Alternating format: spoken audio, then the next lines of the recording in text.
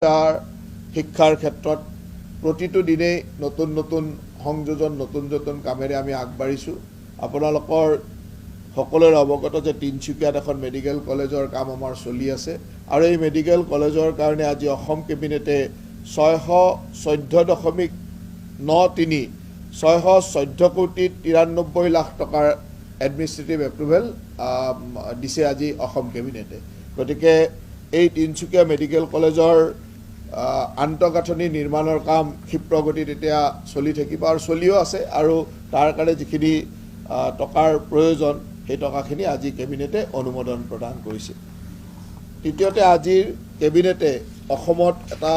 সুদূৰ প্ৰসাৰী প্ৰভাৱ পৰিব পৰা এটা সিদ্ধান্ত বিশেষকৈ ডিষ্ট্ৰিক্ট এডমিনিষ্ট্ৰেশ্যনৰ ক্ষেত্ৰত জিলা প্ৰশাসনৰ ক্ষেত্ৰত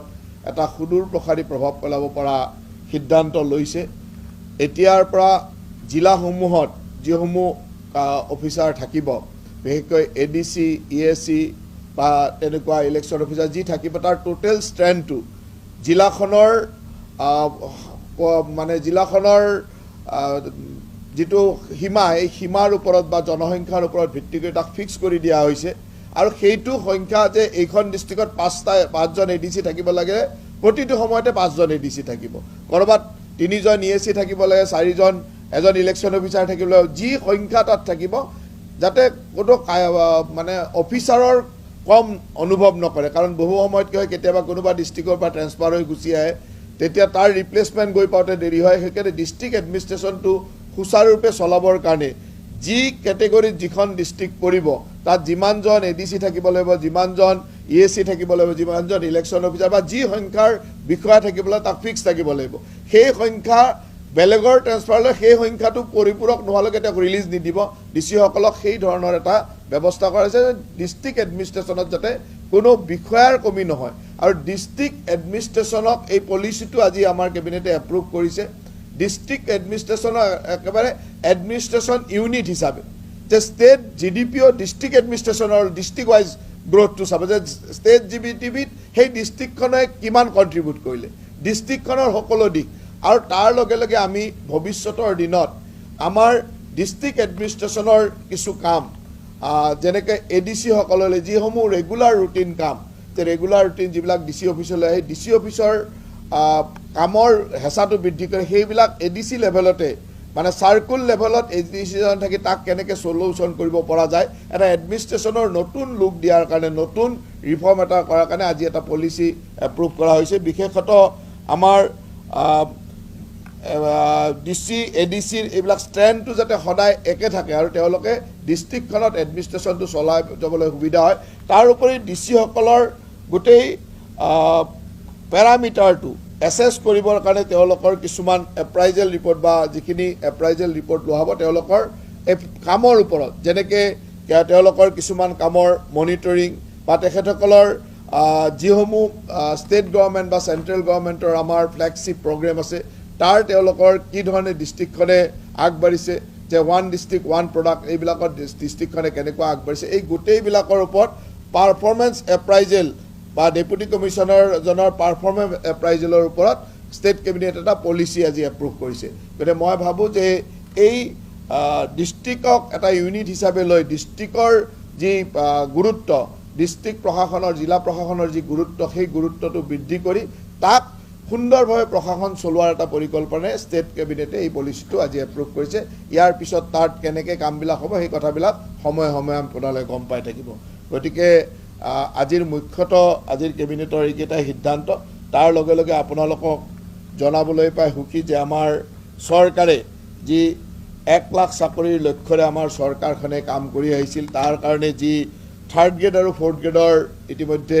পৰীক্ষা হৈ গৈছিল এই পৰীক্ষাসমূহৰ ফলাফল 3য় শ্ৰেণীৰ বা 3rd গ্ৰেড পৰীক্ষাৰ ফলাফল অহা 3 তাৰিখে ঘোষণা কৰা হ'ব আৰু 4th গ্ৰেড পৰীক্ষাৰ ফলাফল অহা 4 তাৰিখে ঘোষণা কৰা হ'ব। গতিকে সকলো কেণ্ডিডেটে সেৱাৰ ৱেবছাইটলৈকে গৈ যি ধৰণে তেওঁলোকৰ এপ্লিকেশ্যন নাম্বাৰ তাত দি পেলাই তেওঁলোকৰ ফলাফল চাব পাৰিব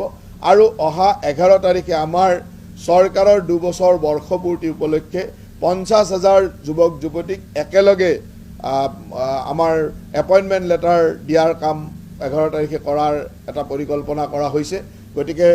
এই যে থাৰ্ড গ্ৰেড আৰু ফ'ৰ্থ গ্ৰেডৰ চাকৰিসমূহ বিভিন্ন বিভাগত বিভিন্ন ঠাইত যি ধৰণে আছে এই গোটেইখিনি কথা আপোনালোকে 3 তাৰিখ আৰু 4 তাৰিখে সকলো ৰিজাল্ট ঘোষণা হ'ব আৰু তাৰ পিছত সেই কামখিনি প্ৰচেছ হৈ 11 তাৰিখে তেওঁলোকৰ এপইণ্টমেণ্ট লেটাৰ দিয়া হ'ব আৰু জুন মাহৰ 1 তাৰিখৰ ভিতৰত তেওঁলোকে জইন কৰিব আৰু সেই ধৰণে প্ৰত্যেক বিভাগে কামসমূহ আগবঢ়াইছে যাৰ বিভাগত যিমান চাকৰি আছে সেই বিভাগসমূহে এই কামখিনি কৰি সেই 15-20 দিনৰ ভিতৰত জুন মাহৰ 1 তাৰিখৰ পৰা তেওঁলোকৰ পষ্টিং আৰম্ভ হ'ব গতিকে এইটো এটা গুৰুত্বপূৰ্ণ সিদ্ধান্ত আছিল যে অসম চৰকাৰৰ 1 লাখ চাকৰিৰ যি লক্ষ্য সেই লক্ষ্যত আমি অহা 11 তাৰিখে আমাৰ চৰকাৰৰ 2 বছৰীয়া বৰ্ষপূৰ্তিৰ লগে লগে আমাৰ কেন্দ্ৰীয় গৃহমন্ত্ৰী ডাঙৰীয়াৰ উপস্থিতিত একেলগে এই 50,000 লোকক তেওঁলোকৰ চাকৰিৰ এপইণ্টমেণ্ট লেটাৰ দিয়াৰ সিদ্ধান্ত লোৱা হৈছে গতিকে আজিৰ কেবিনেটৰ মুখ্য সিদ্ধান্ত এইখিনি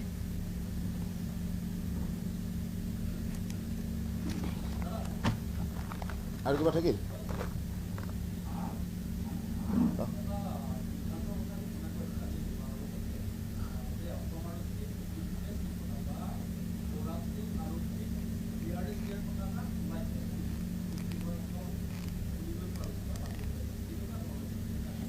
সব অসম আৰক্ষী বুলিয়ে নহয় অসম চৰকাৰত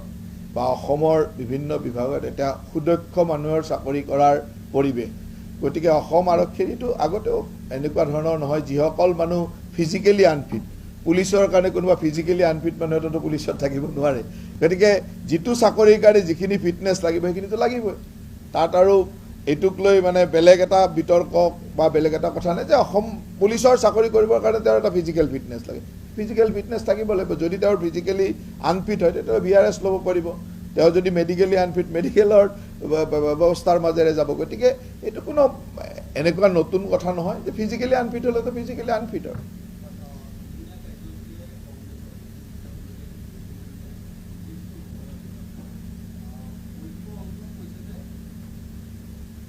আজি কেবিনেটৰ সিদ্ধান্তত আৰু ৰাজনৈতিক কথা নাপাতো আৰু কংগ্ৰেছ দলৰ এতিয়া এনেকুৱা কথা পাতিবলগীয়া দলো নহয় যে তাৰ কাৰণে কথা পাতিব লাগে ইমান ডাঙৰ মঞ্চত কথা পাতিব লাগে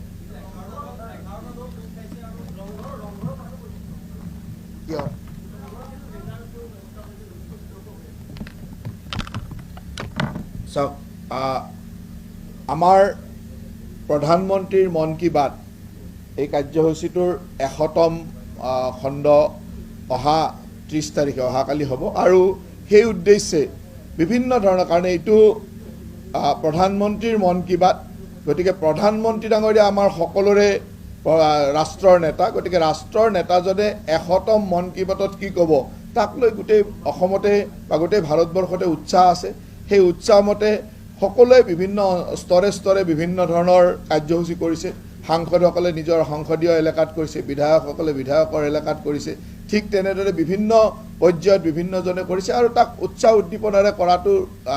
ৰাষ্ট্ৰ নেতাজনৰ প্ৰতি সন্মান আৰু ৰাষ্ট্ৰ নেতাজনে 100তম মন কী বাতত কি ক'ব খুজিছে কিনো জনসাধাৰণলৈ বাৰ্তা দিব হৈছে সেইখিনিও আমি জনসাধাৰণলৈ চপাই নিয়াটো আমাৰ দায়িত্ব আৰু সেই কামটোৱে কৰিছে কোনে কি বিতৰ্ক কৰিছে কাৰণ এইটোতো কোনো দলৰ কাৰ্যসূচী হিচাপে নহয় এইটো হ'ল চৰকাৰখনৰ নেতা কেন্দ্ৰ চৰকাৰখনৰ নেতা আমাৰ ৰাষ্ট্ৰ নেতা এগৰাকীয়ে 100তম মন কী বাতত কি ক'ব সেইখিনি জনসাধাৰণে শুনা উচিত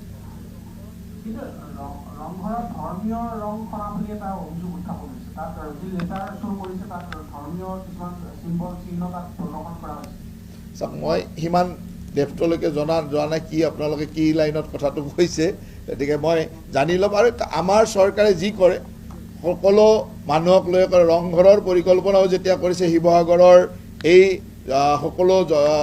মানে প্ৰতিষ্ঠিত লোকৰ লগত আলোচনা কৰিয়ে কৰিছে কিছুমান মানুহৰ অসমত আছে এইবিলাক ধৰণৰ বিতৰ্ক কৰি থাকি ভাল পায় সেইবিলাক বিতৰ্কলৈ আমিও নুহুমাওঁ আৰু আপোনালোকে নুহুমালে ভাল